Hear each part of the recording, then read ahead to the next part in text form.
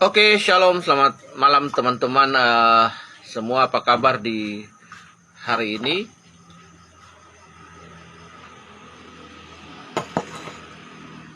Oke, malam hari ini saya ingin menyampaikan point of view saya tentang Negeri Kariu, sebuah desa adat di Maluku, khususnya di Pulau Haruku. Jadi ada tujuh hal penting. Ada 7 hal penting yang ingin saya sampaikan, yang ingin saya dorong, yang berkaitan dengan konteks kemalukuan.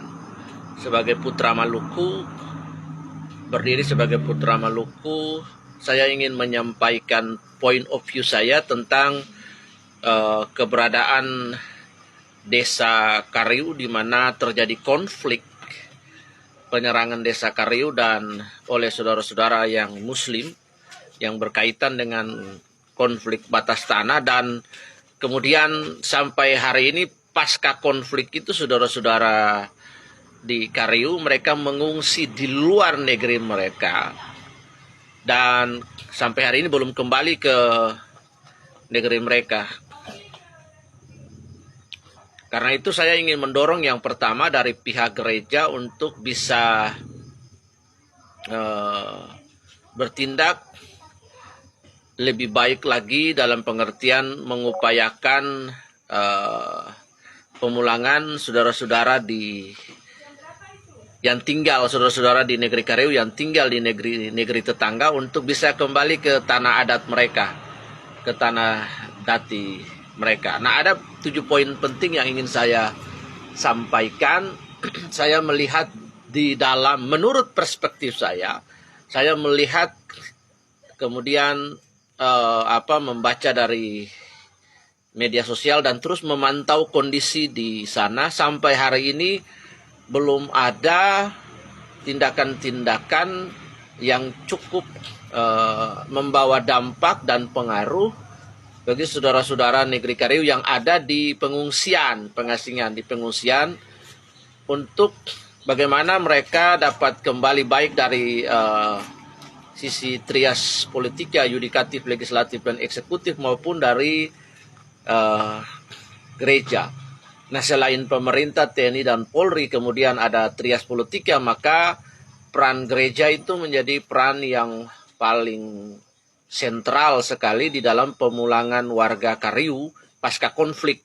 Nah, karena itu sebagai seorang rohaniawan, seorang pemerhati budaya juga bagi negeri-negeri di Maluku, saya ingin menyampaikan 7 hal penting untuk mendorong ketua sinode, mendorong lembaga-lembaga gerejawi di Ambon untuk bagaimana memperhatikan kondisi dan kebutuhan umat yang ada di sana, sehingga dapat mereka kembali ke tanah mereka, kembali ke negeri mereka. Nah, poin yang pertama yang ingin saya sampaikan adalah saya mendorong ketua Sinode Gereja Protestan Maluku untuk menggunakan segala potensi dan segala kapasitas yang ada sebagai ketua sinode untuk mendorong trias politika, dalam hal ini legislatif, eksekutif, dan yudikatif di Maluku, di Ambon, dan kemudian TNI dan Polri untuk proses pemulangan warga adat Kariu kembali ke tanah adatnya. Ini menjadi sesuatu yang sangat penting. Saya berharap Ketua Sinode Gereja Protestan Maluku memainkan peranannya sebagai seorang Ketua Sinode, dan saya berharap peran yang dia mainkan dapat membawa harapan, membawa dampak yang bagus di dalam kaitan sebagai lembaga spiritual, mendorong pemerintah untuk bagaimana memikirkan dan kemudian bertindak memulangkan saudara-saudara warga Kariu di pengungsian kembali ke tanah adat mereka. Yang kedua, saya ingin mendorong Ketua Sinode Gereja Protestan Maluku untuk menggunakan diskresi, hak dan tanggung jawab untuk membela domba-domba gembalaan dalam konteks gereja dan jemaat di Kariu. Itu adalah domba-domba gembalaannya.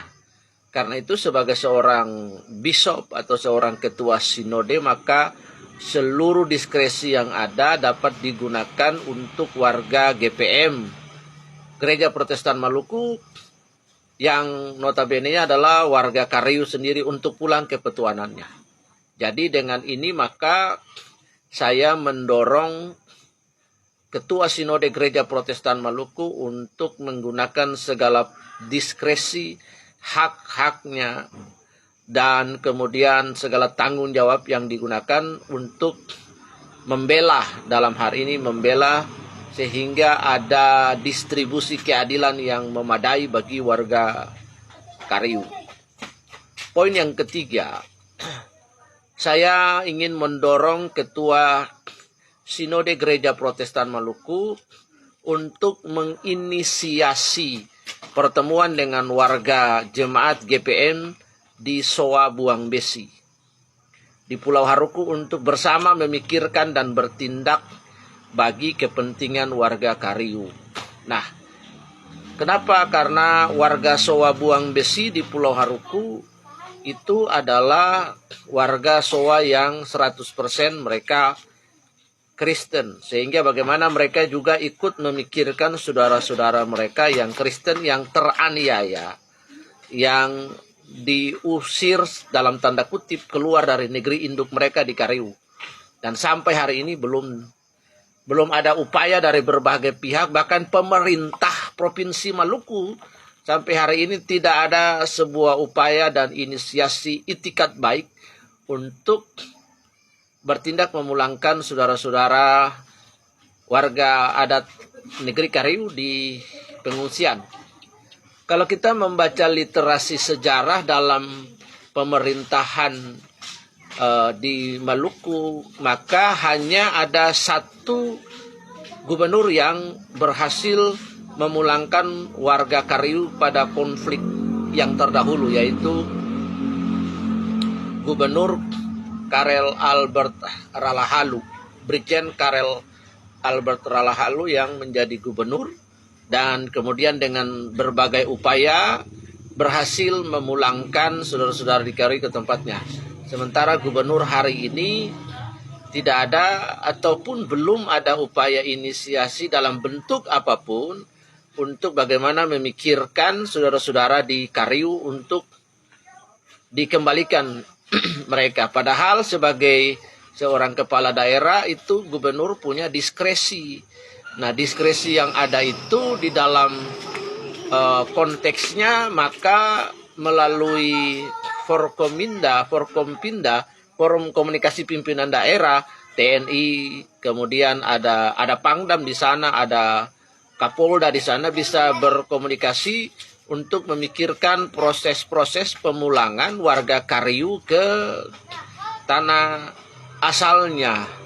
Jadi jangan sampai hal ini dapat dimanfaatkan sebagai sebuah isu baru atau isu politik di situ. Nah, jadi karena gubernurnya bukan Kristen, maka dia bisa saja dalam tanda kutip orang di luar kepercayaannya, agamanya, dia bisa berpikir bahwa dia membela orang-orang yang ada di sana. Nah, di negeri tetangga Kariu, jangan sampai ada persepsi dan ini digunakan sebagai politik identitas. Nah, jadi saya berharap